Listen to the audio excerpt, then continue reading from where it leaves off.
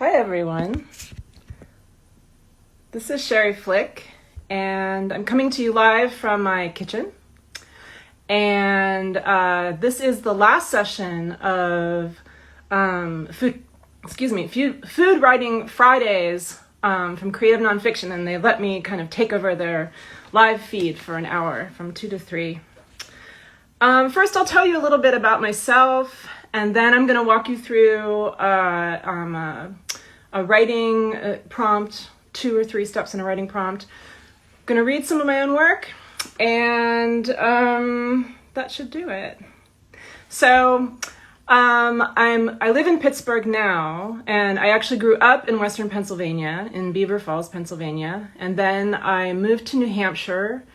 And while I was an undergrad, I worked my way through school at a bakery. And at the time, at Ceres Bakery, actually, in Portsmouth, New Hampshire.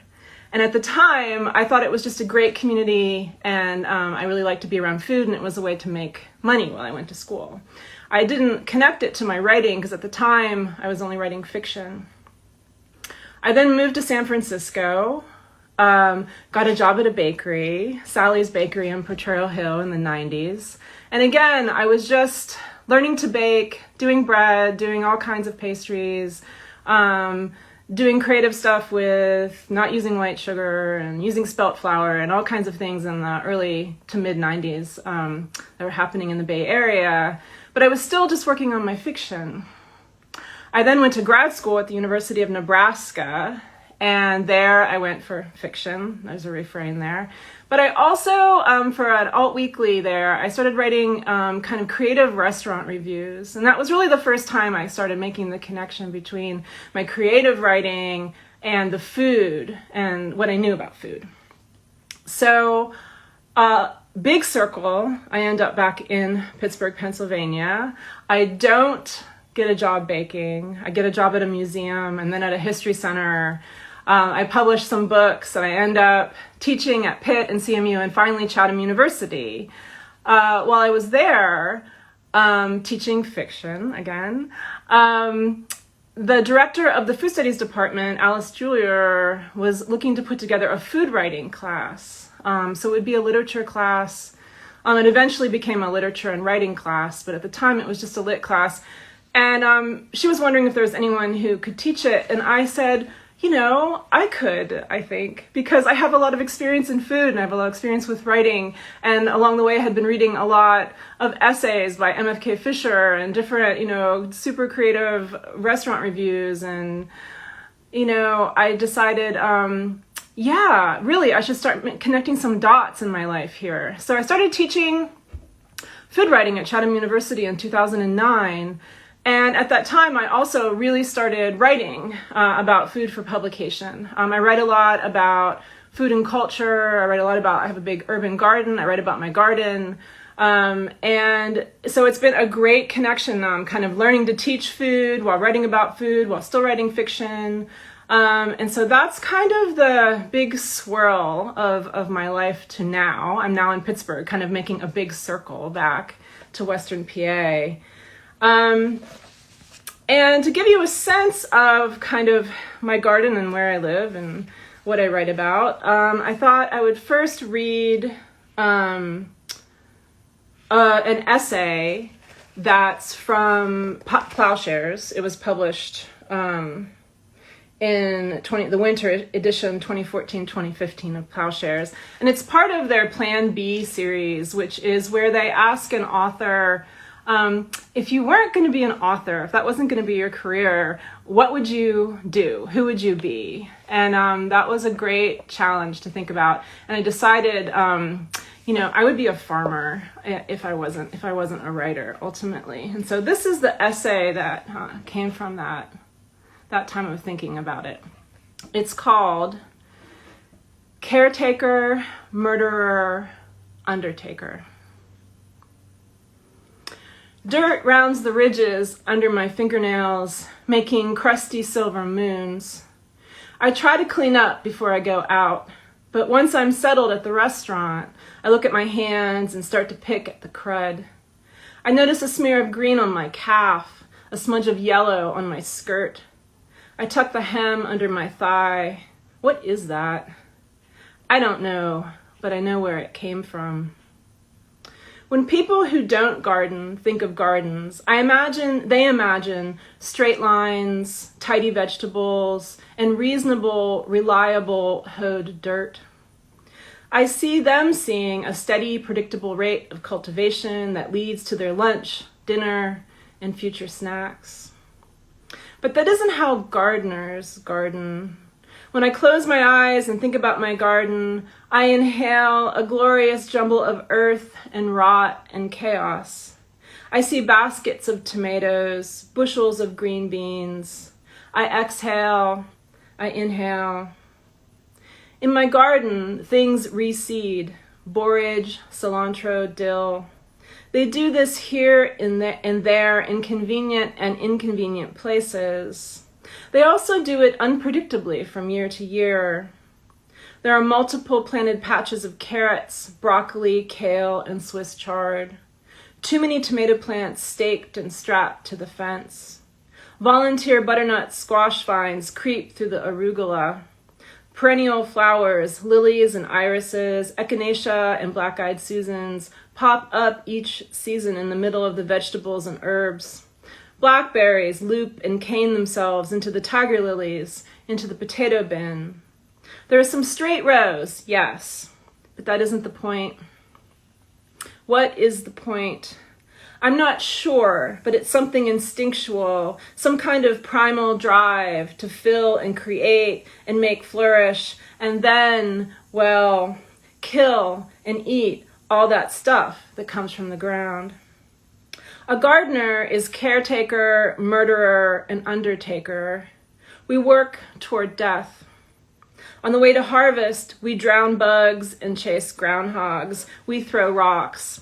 We actually throw rocks. We make elaborate deer deflectors with Irish Spring soap and tin pie pans and human hair. And then we put everything to rest and begin again. Hearing my neighbors shoot the bunny with a BB gun, honestly, I'm relieved. The bunnies are too cute for me. The bunnies win every time in my garden, but not in my neighbors, and for that, I'm thankful. I remember the first time I actually wanted to strangle a deer with my bare hands. It had daintily consumed all of my hard-to-grow, heartbreakingly beautiful, light yellow, heart-shaped heirloom tomatoes right off the vine, leaving just the vine, vibrant green and inedible. No tomatoes. Even a baby deer, I would have strangled it. I'm a vegetarian. You need to understand these garden impulses are impulses that pulse outside of my ethics. In my real life, I type on a computer. I listen to NPR. I cook a lot. I play ukulele and drink red wine in Manhattans. I read books, play Scrabble. I stay pretty clean, wear lipstick when I get dressed up. I don't touch spiders. I squeal when I see a snake or mouse. I don't believe in the death penalty or animal cruelty or guns. But still, I want to destroy that which destroys my kingdom. This past year, I let a carrot go to seed in giant, flowering, amoeba-like blooms. These tendrils looked aquatic out there as they bobbed and ducked at the chicken wire fence, so un-carrot-like. I couldn't bear to pull it up. It grew, and now it will become next year's carrots. Reincarnation. I am God here, but I'm not a religious person either. Gardening has created in me a kind of fevered unleashing and opening up. I kill the bugs that try to kill my vegetables, and then I kill the vegetables too and eat them. If I had a redo, if I had one of those chances to change that you sometimes read about, a lawyer becomes a baker, an accountant becomes a rock star, I would become a farmer. It would change me totally. I understand this. In the garden, as I work, big bumblebees and skinny honeybees hum beside me. In a frenzy, they poke every single bloom in sight. They are ecstatic over the sunflowers this year. They are, I am certain, ODing on the sunflowers. I've never seen anything like it, except maybe at that one party in New Hampshire in 1989. And then it's a glorious, sunny midsummer day. Spears of sunlight sneak down through the sorghum leaves as I thin the beets. That's when I see the spider. I mean, it's a giant arachnid. She has housed herself in the Brussels sprouts plant with an elaborate cone-like web. I learn later that she's an orb weaver. Right now, she is furry and mighty and waving her many arms at me as if to say, "Get out." With only an ounce of a shudder, with zero squeal, I say to myself, good, that's good. She's good, a good guy. Mean, but good. And I keep working. Same with the giant, robotic-faced praying mantis. Same with the thin black snake I see slithering down under the raspberry bushes. Good guys. Good. I reach for a tomato and my thumb plunges into the splotchy, moldy goo that covers its underside. I wipe my hand on my shorts. Later, inside, my hands will be coated in yellow pollen as if the garden has gilded me, changed my skin into pollen-dusted sandpaper. Tiny, bulleted gold eggs make a tidy triangle on the back of my zucchini leaves. I rip the leaf and drown the eggs. I smush and smear until I feel feral. Bowls of beer drown the slugs. We call the bowls slug parties. We do. Sometimes when I come inside, sweaty and dazed, I look at myself in the mirror and for a moment, I don't know who I am. My eyes have become electric blue and I'm so alive with dirt and life that I glow. I know if I were a farmer and not just this urban gardener on a slightly larger scale, I would eat meat. I would have to. I would grow cows and chickens, and how would they eventually be so different from the vegetables I kill on a daily basis? How would wringing one of their necks be different from twisting an ear of corn from its stalk?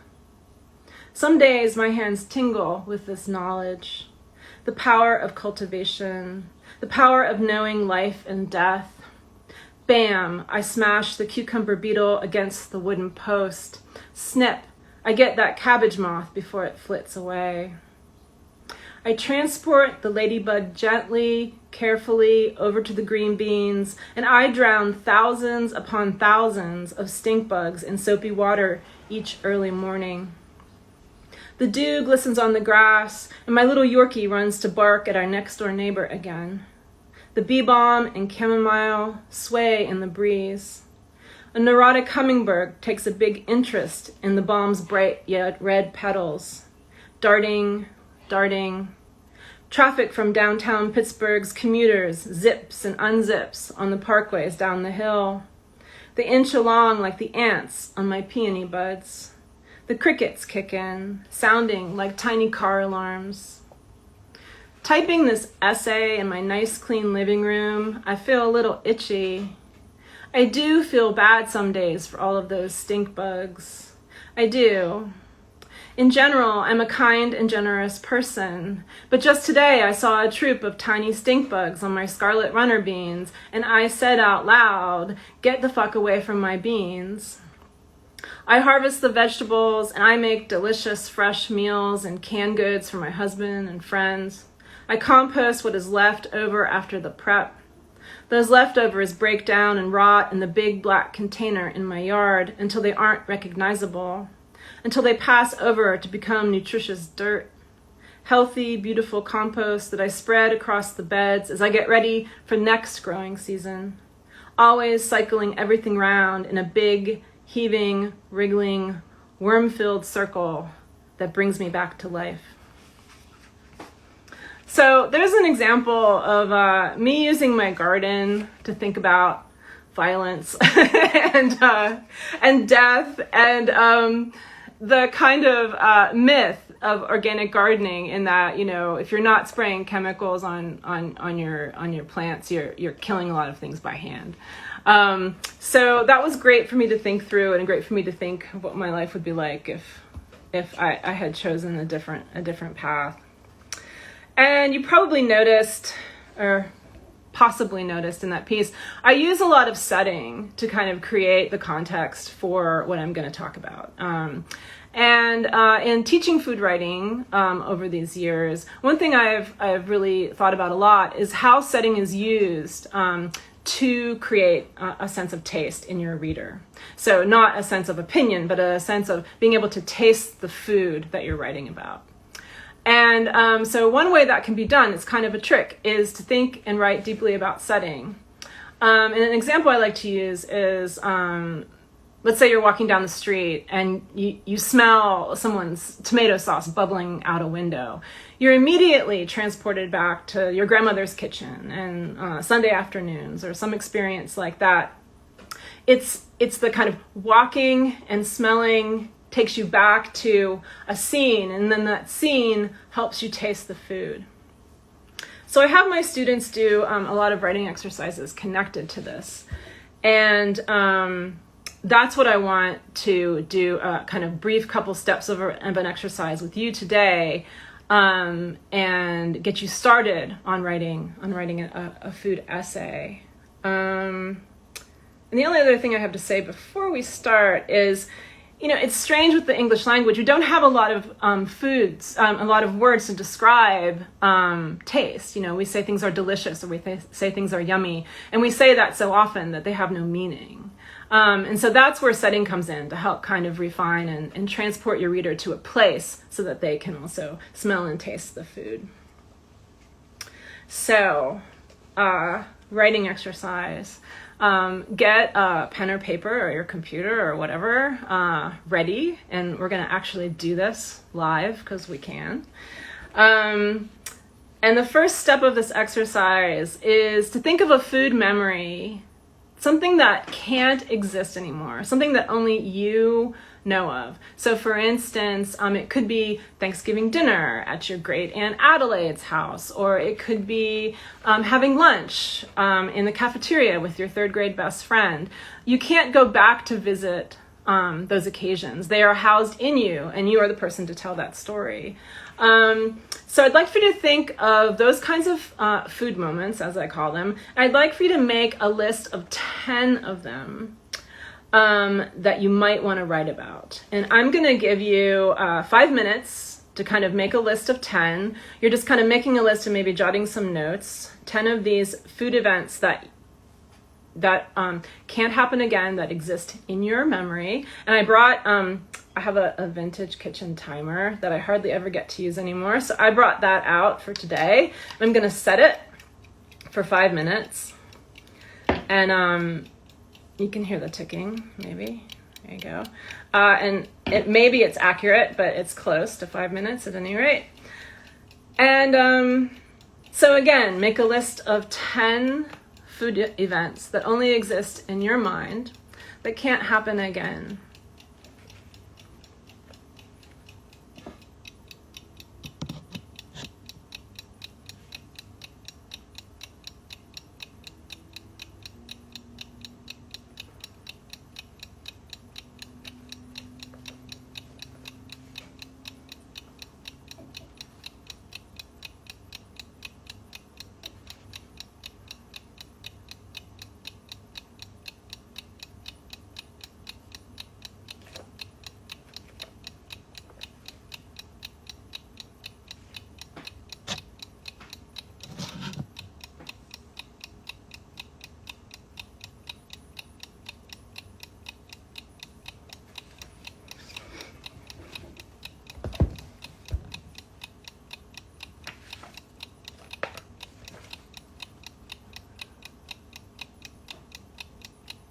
So again, we're making a list of 10 food events, memories that exist just within you that couldn't reoccur. And we're going to use some of this material for the next step of the writing prompt.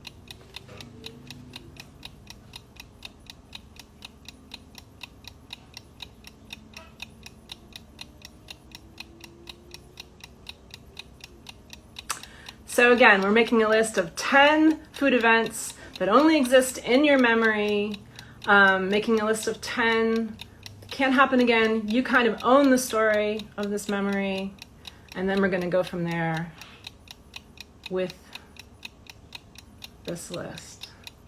We're very close to being dinging.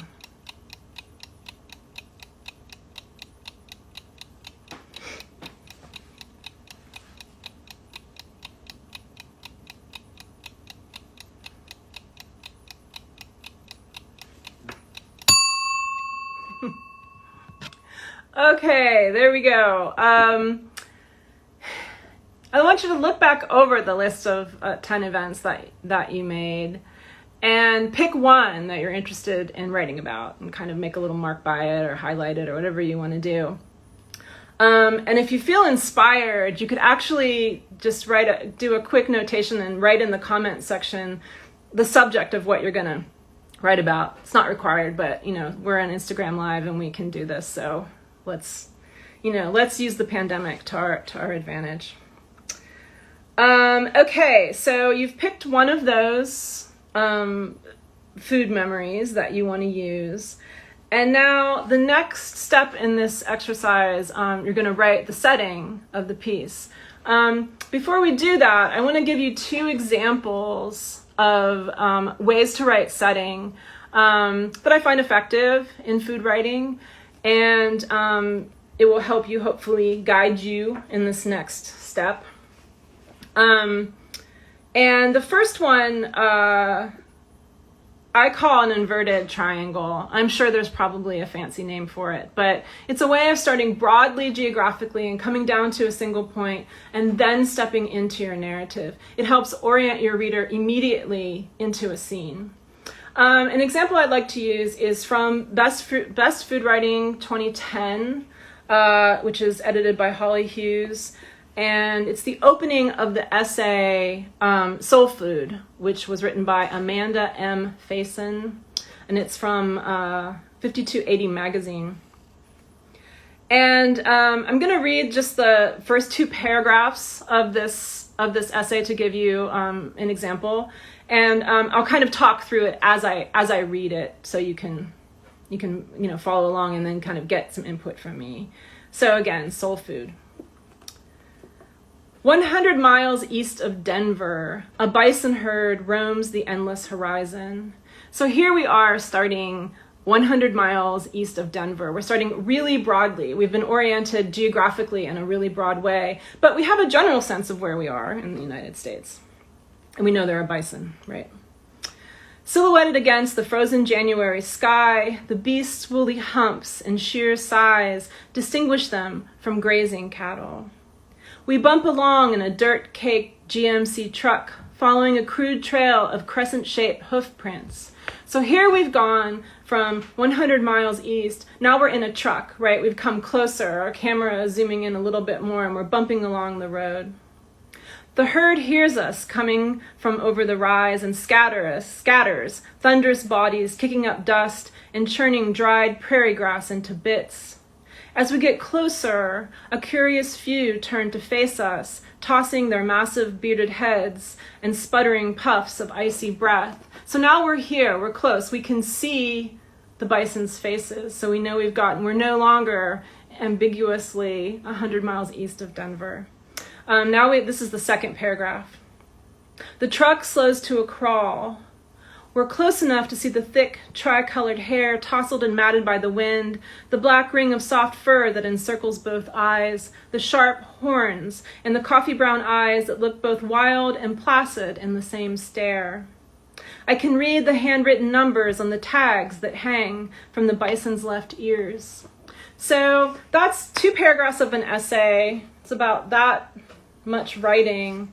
We start 100 miles east of Denver, and by the end of the second paragraph, we're at the ring on the bison's ear. The next paragraph begins with dialogue. She's a beauty, ain't she? From the rancher, right? So this author has stepped us into this scene, and we're kind of comfortable and we're ready to go, and we can see the back and forth of the rancher. And ultimately, this writer, this is you know, a typical, I mean, this is 2010. So when kind of ranch to table was new and exciting. And so she picks her bison and ends up cooking it in the final scene.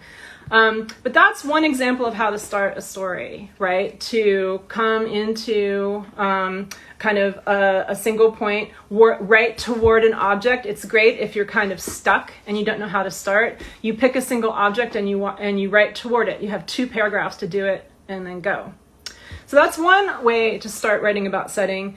The second option is to start right in the midst of everything and make your reader, or let your reader, catch up to you.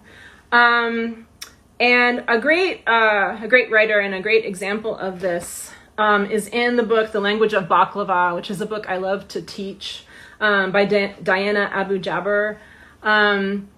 Beautiful writing. And this is how the book opens. I'm gonna read the first 2 long paragraphs into the third, I think. I might stop early, but you'll get a sense of how this starts in the action. It's a murky primordial sort of memory, a cave-like place, bright flickering lights, watery dim echoes, sudden splashes of sounds, and hulking and prehistoric TV cameras zooming in on wheeled platforms. So here she puts us in the middle of chaos. We don't really know where we are and we don't know why. A grown man in a vampire costume, clutching a microphone to his chest, is making his way through rows of sugar-frenzied, laughed-crazed kids. He attempts to make small talk with the children through a set of plastic fangs. "Hello there, Bobby Smith," he chortles and tossles ahead. "How are you, Debbie Anderson?" "I'm sitting in a television studio in a row full of cousins and sisters, not entirely sure how I got here. This was my Aunt Peggy's idea. She'd watched the Baron Dumont show for years and finally decided to send away for studio tickets." He stalks closer and closer. I can see tiny seeds of sweat sparkling along his widow's peak. He squints at our oversized name tags: Farouk, Ibtisam, Japur, Matusam. I see his mouth working as he walks up our row of beaming, black-eyed kids. Eventually he gets to me. "Diana," he cries with evident relief, then crashes into my last name.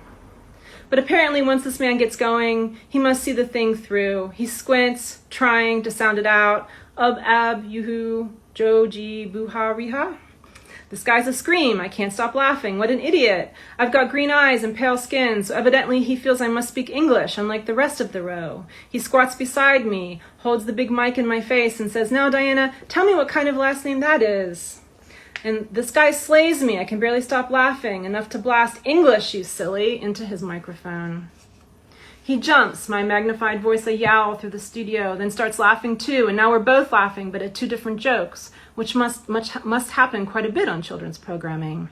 He nods approvingly. They love me and my exotic entourage. Later we'll be flooded with candy, passes, and invitations to return to the show. But at the moment, as the Baron stands to leave, I realize I'm not quite done with him yet. I grab him by the back of his black rayon cape and announce on national television, "I'm hungry."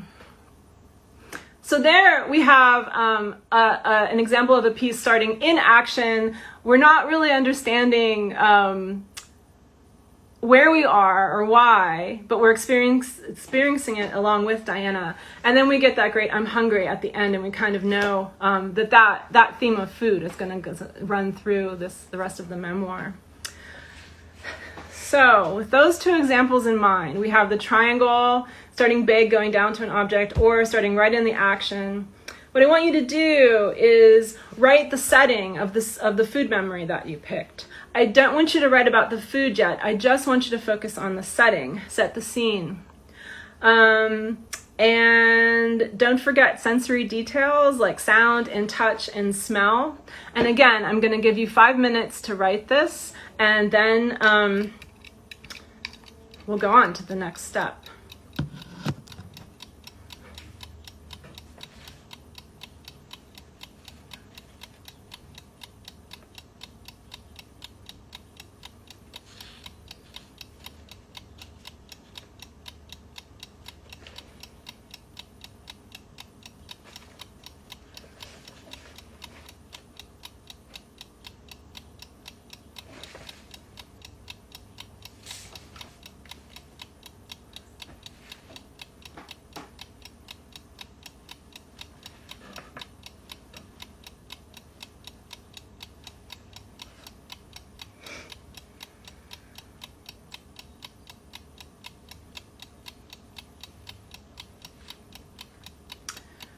So I'm having you write the setting of a food memory that's sort of just yours, memory that you own.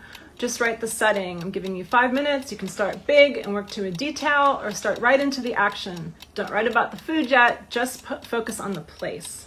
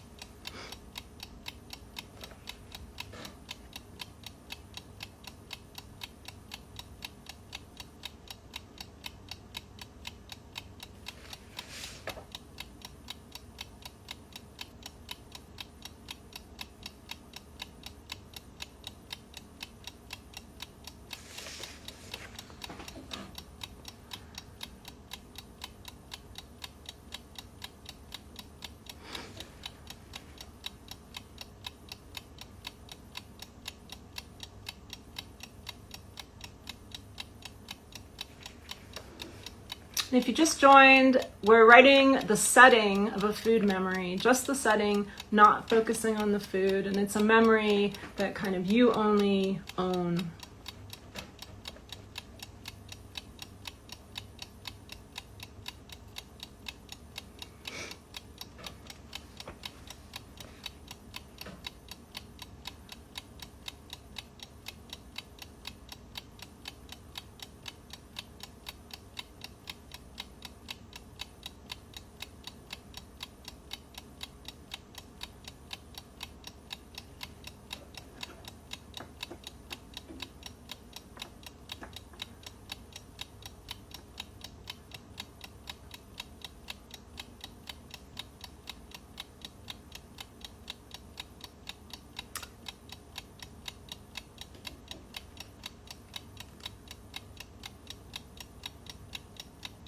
For those of you who just joined, we're writing this, just the setting of a food memory. It's a memory that kind of only you can own, and we're only focusing on the setting, not on the food yet.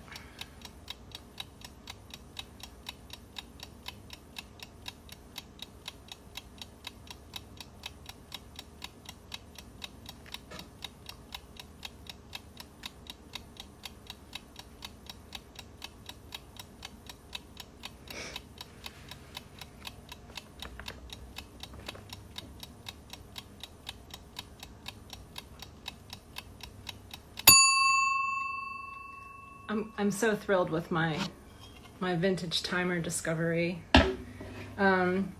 Okay, so stop what you're doing, stop what you're writing about.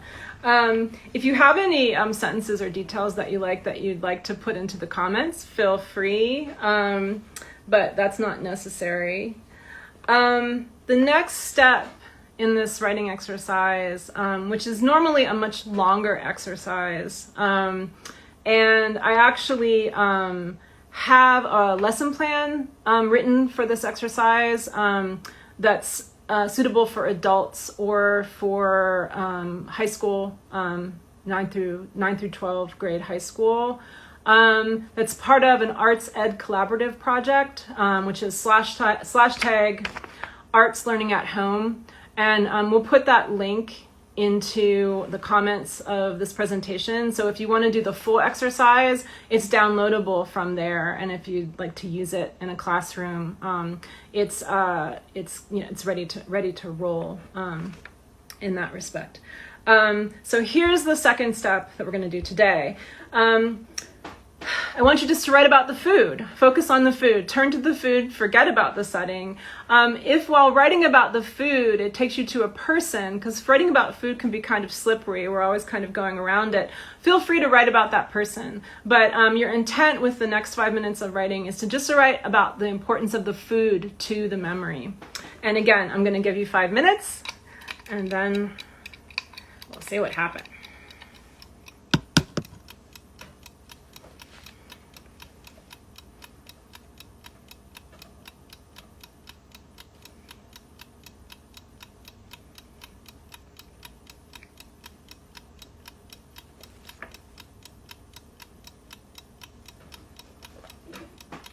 So this is the second step in the food writing exercise, and you're just writing about the food from an important food memory in your life, a memory that kind of you own, in a sense. It's your job to tell the story.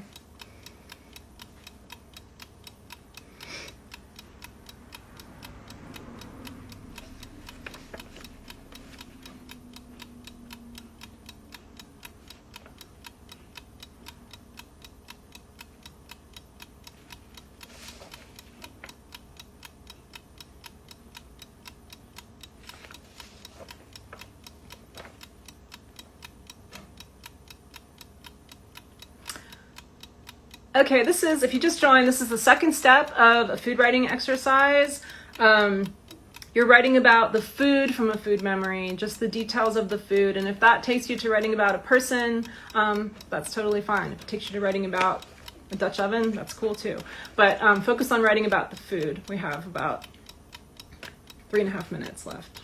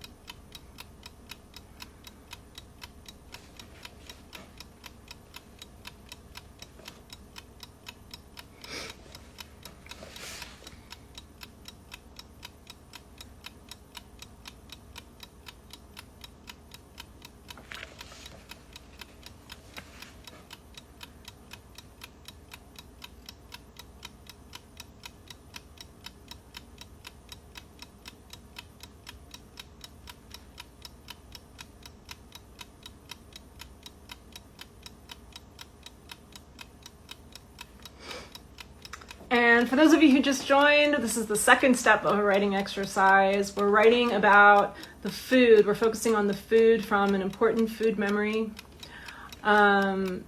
This whole session will be recorded, and if you missed part of it, the examples I read, or if you missed the first step, you can come back later and catch up.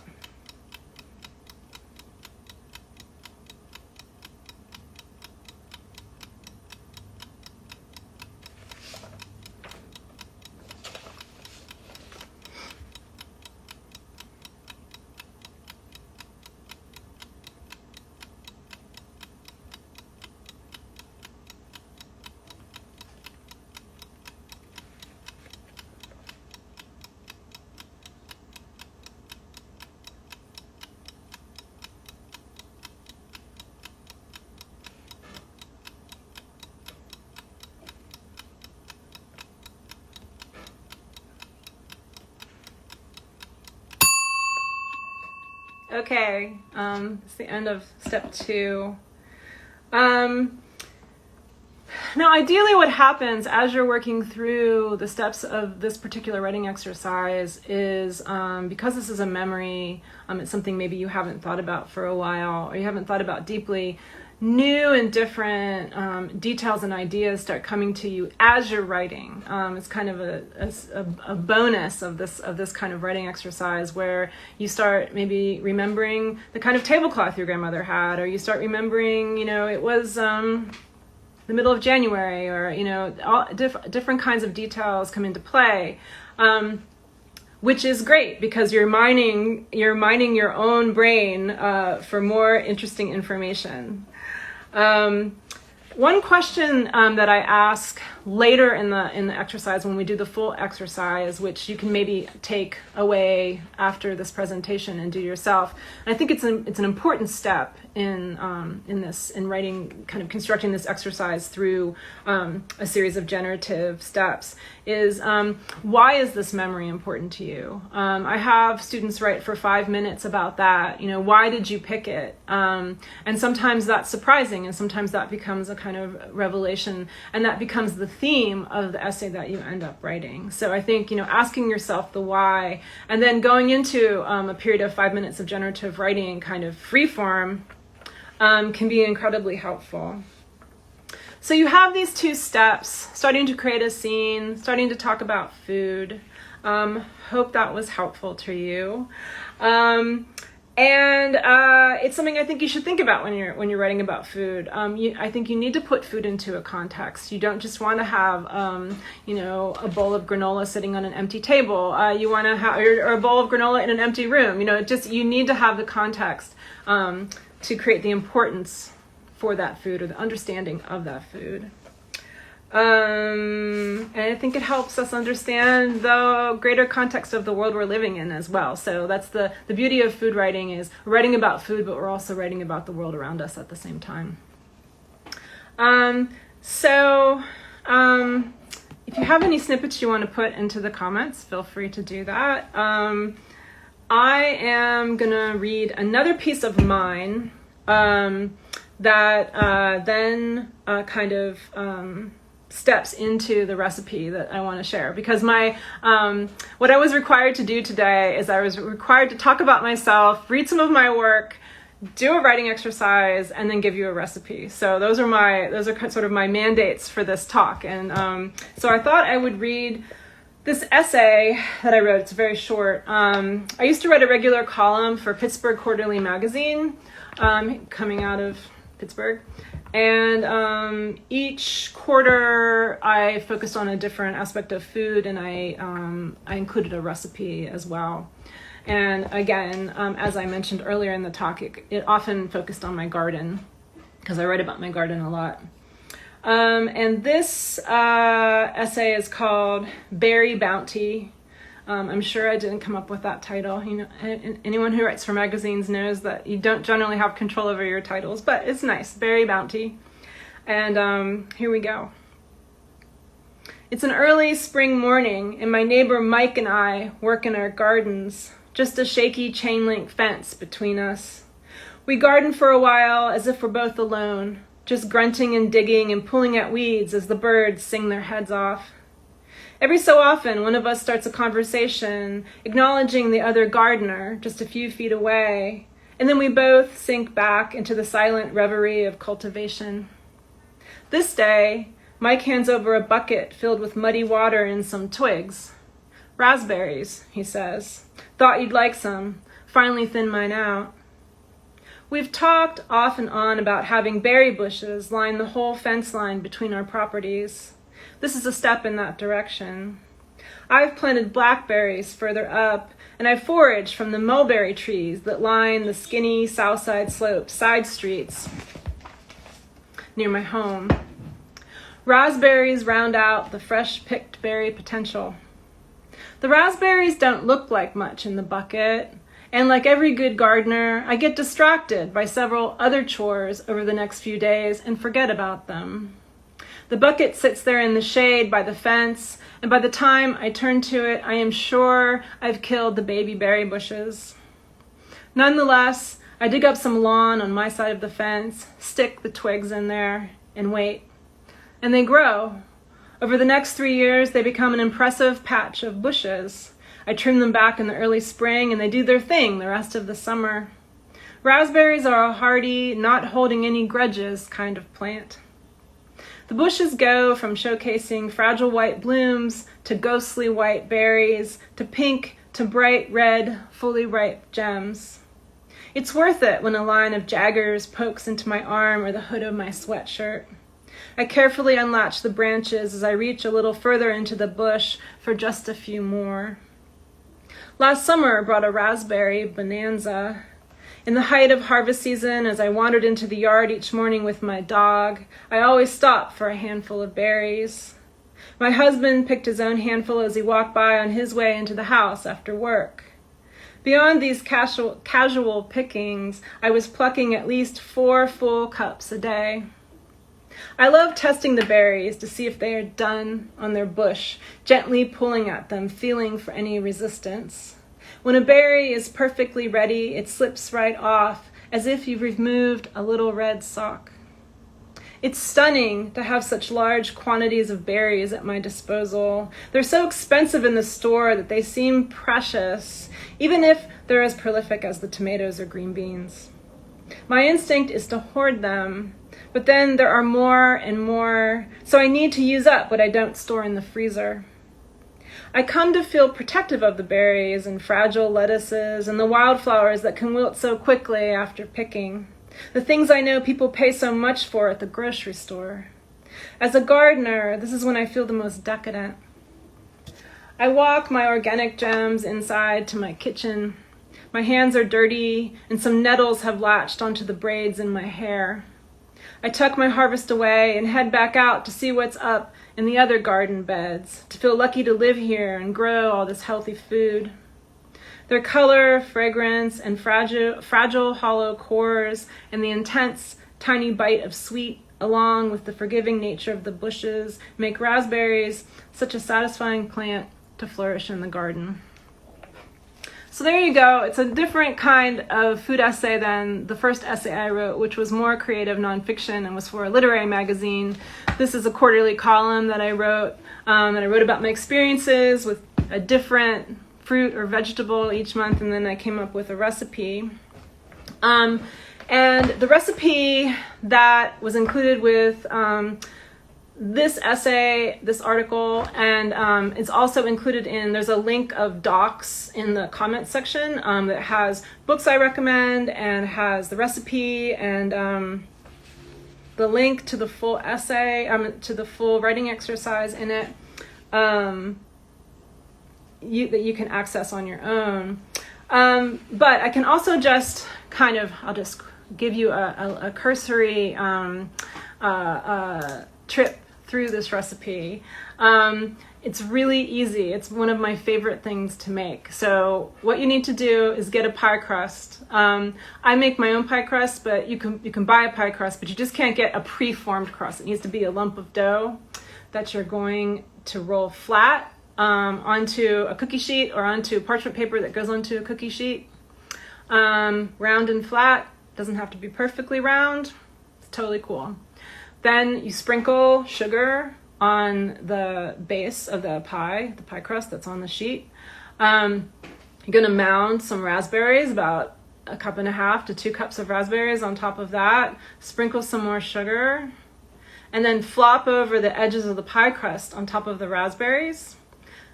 More sugar. I also rub sugar into the crust because I like the way that looks. And you have this little bundle of like berry joy right there on the pie pan. And what you can do is you can bake it in the oven for 425 at about 20 minutes. And lately we've been grilling it too. So when we grill it, we put it in the freezer or the fridge for a while after it's formed just to get it cold. And then put it on the grates of the grill, and we invert a tin vegetable pan on top of it because it helps it brown quicker. But again, we get the grill really hot, put it on top of the grill, and that's about a 10 to 15 minute bake. And then it has that great smoky taste too. So that's a great kind of go-to dessert for us. It uses up berries really quickly if you have berry bushes, but doesn't use too many berries, so you can also buy them and it's not costing you a huge fortune to kind of make this. I also use blackberries for it, and then I also put chamomile or basil or any kind of herbs from the garden on top just to kind of play with different tastes and palates. And it's really great. So that's my handy recipe. That's my writing exercise. this is some of my writing. I'm also a fiction writer, so I have a novel and 2 short story collections published. It was great for me to realize I had a former career as a baker and a hobbyist baker. I realized I could look at that hobby and I could write about it, and that was a great way to have a kind of steady income of money now in my adult life. So think about hobbies that you have and specialties that you have. Just like you own the food memory and the writing exercise, you kind of own the skills of these hobbies or these different aspects of making food, and that's what you should write about, because that's your forte. Thank you so much for coming, and I think we're done. Have a good day.